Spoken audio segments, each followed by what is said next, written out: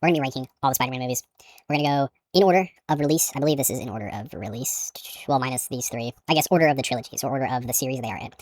For some reason, it duplicates here. I don't know how to fix that, but let's just get right into it. First, the original Spider-Man 1. I love this movie. I watched it so much as a kid. I think it's a very big product of its time. I don't think it's perfect. I think it has a little few issues. I know a lot of people don't like Green Goblin. Not Willem Dafoe playing Green Goblin, but they don't like the costume because it looks like a biker outfit. And I understand that complaint. I personally don't have a problem with that because this is my Green Goblin growing up. But I have seen the behind the scenes of the mask and what it could have looked like. And I wish they would have done that now that I've seen it. But I do think it's really good. But it is a product of its time. I'm going to give it A tier. Next up, we have Spider-Man 2. This movie. Oh, this movie is so good. It's so good. I can't talk enough about this movie. I watched this on repeat so many times growing up. So many. I think at least twice a week I would watch this on VHS. It's so good.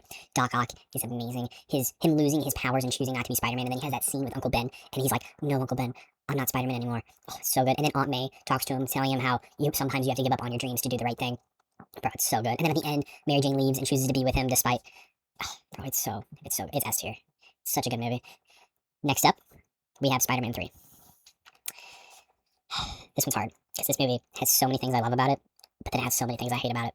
Pros, I love Sandman. Sandman is great. He is on par with these two. I don't think people talk about Sandman. He is ripped straight out of the comics, too. Like, it's great. Like, the outfit's the same. He looks exactly like Sandman. He does his freaking clobbers and makes tools out of sand. It's great. But, oh my gosh. Venom. I'm sorry. I love Topher Grace. He shouldn't have been Venom. He wasn't big enough. I know he put on weight for the movie. He wasn't big enough. What else about this movie? The symbiote.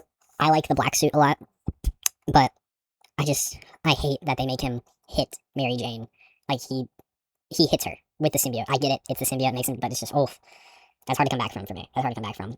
The Venom design at the end isn't great, but the final fight is good. I know a lot of people have a problem with Harry Osborn's Green Goblin, his suit. I like it because I'm a snowboarder, and I love that it's a snowboard, but I get why people have problems with it because it doesn't really look like a glider, so I think I'm going to give it C tier, because I still enjoy it, but it does have a lot of problems. I also don't like that he cheats on Mary Jane.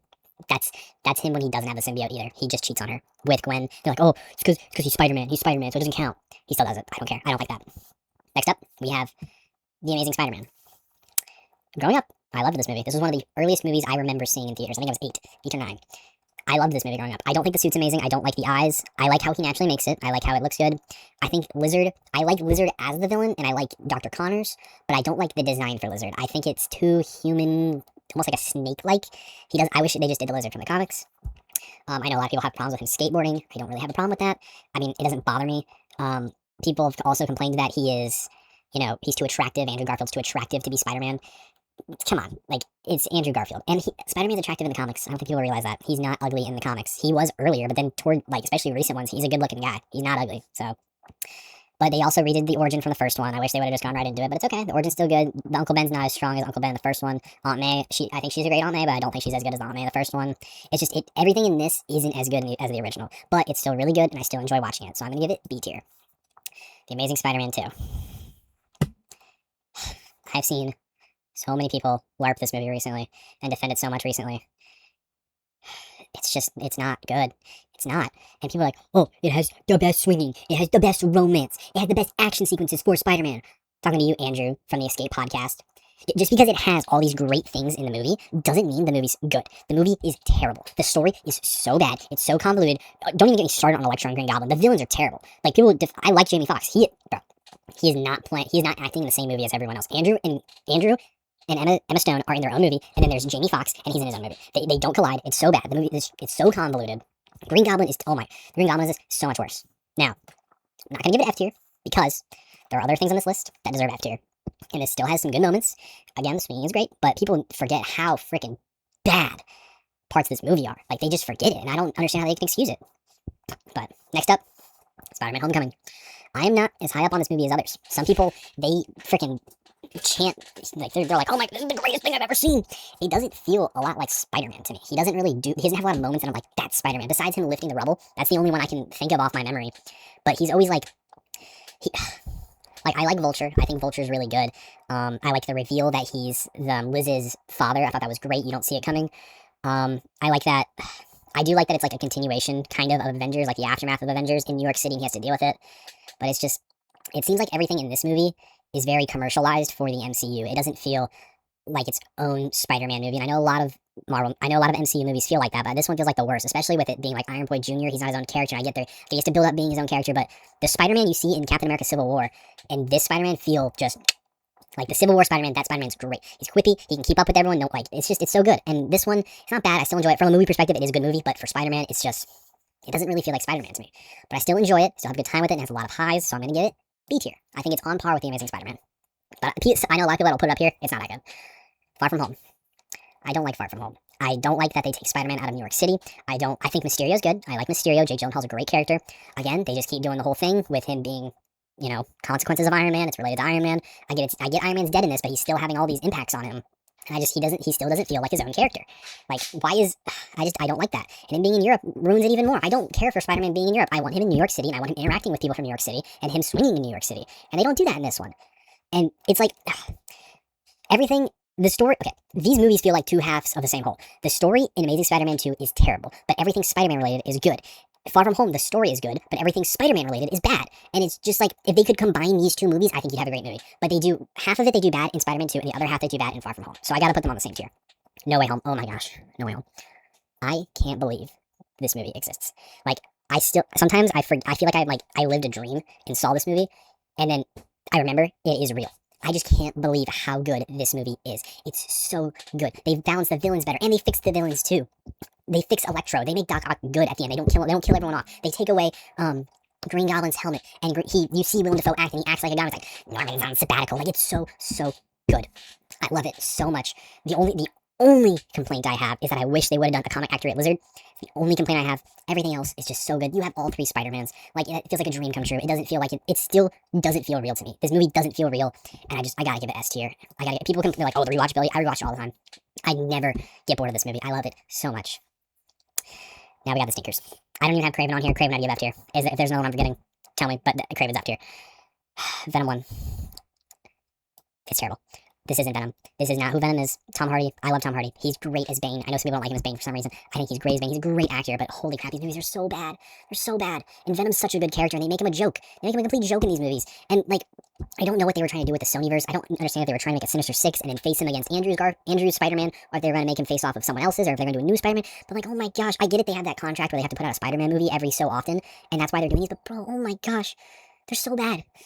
And then this one's even worse. Like, it's even worse. Like, I don't get it. Like, Carnage is my favorite villain. I love Cletus Cassidy is so scary, and Carnage being the offspring of Venom, it's so good. And this isn't, bro, it's not Carnage. I don't get why they make movies about villains without the character they're based on. Like, Venom can't have Venom without Spider-Man. The whole reason he looks like Spider-Man and he has Spider-Man's powers is because he clings to Spider-Man first, and the symbiote interacts with his body and his powers, and that's how the symbiote has the powers to the next person. That's why he's freaking insane. It's because in the comics, Venom binds to Deadpool first, actually, and Deadpool's crazy, insane, and that's why the symbiote actually goes insane. And they just, like, everything about 1, they do again in 2, and then they ruin my favorite comic book villain. I'm sorry. Morbius is terrible too. Like, there's nothing redeeming about Morbius. Like, I don't know how I got here, but I think it has something to do with Spider-Man. You know, maybe you and me should team up. Do some good. Bro, what? I love Michael Keaton. They really brought him back here and made him play Vulture. How do you fucking get his suit, too? Like, what? How does that even make sense? This movie's so bad. Like, I don't even want to talk about it anymore. Let's talk about some good movies. Into. Into came out in what? 2018. I remember when this movie was coming out, I didn't really know much. I knew there was a new Spider-Man movie coming out. I knew it was animated. So I was like, I was a naive child. I was like, I don't want to see an animated movie. That's for kids.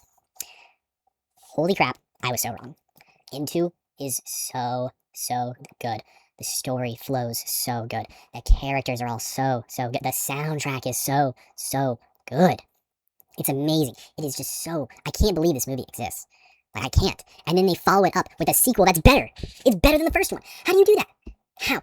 Across is like, again, it's the same thing with No Way Home. I just can't believe this movie exists. They pull in so many variations of Spider-Man, and they're all such unique characters, and they all work together so well. The movie flows so well, too. Like they don't, at least from my memory, they don't do a lot of time cuts in this movie. Like, the movie is just, like, it feels like 2 hours in real time, or, like, maybe 2 days in real time. It's not like, it's like, oh, a year in the future now, it's a year now. Like, the movie just flows so perfectly. Oh my gosh, the sequence when he fights Miguel O'Hara.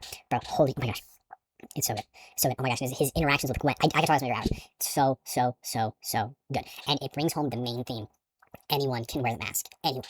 Miles, he's not supposed to be Spider-Man.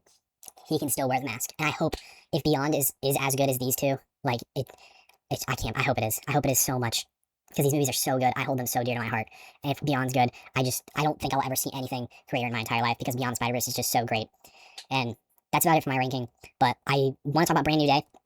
I think Brand New Day is going to be S tier. I know I'm putting high hopes for it, but Daniel Day Kim, let me look it up. Is that his name? Daniel Day Kim? Oh no, that's Firelord Ozai. The director for Shang-Chi, he's the one directing Brand New Day. I love Shang-Chi. People don't talk about Shang-Chi enough. Shang-Chi's an S tier movie. Shang-Chi is so good. If he does what he did with Shang-Chi, and he's able to do the same thing with Spider-Man, I think it'll be on par with all my S tier movies. Everything I've seen so far is everything I want. It's him, people are like, oh, you want to depress Spider-Man? Yes. I want a Spider-Man who has to deal with being Spider-Man. I want him to have his happy moments and he gets rewarded for how good he is, but I want him to struggle. That's why I love Spider-Man 2 so much, is because he keeps getting beaten down over and over and over again. It's so good. It's so good. There's a scene where he doesn't even get a freaking cocktail. He grabs the drink and the drink's empty. Like a little thing like that. It's so good. And I hope in Brand New Day they do something similar and that he's just, he wants to be with the girl of his dreams. I wouldn't mind if they put them back together. Hot take. I know a lot of people don't want Zendaya in it. I think they're great together. Zendaya is a good actress. But, because, it is her choice. It's the same thing with Spider-Man 2. He doesn't be with Mary Jane because it's his choice. Or he doesn't, sorry, let me rephrase that. Originally, he doesn't be with Mary Jane before the end of the movie because he's like, I'm Spider-Man, we can't be together. I'm too dangerous, my villains will want to kill you. But she makes the choice to be with him. So good.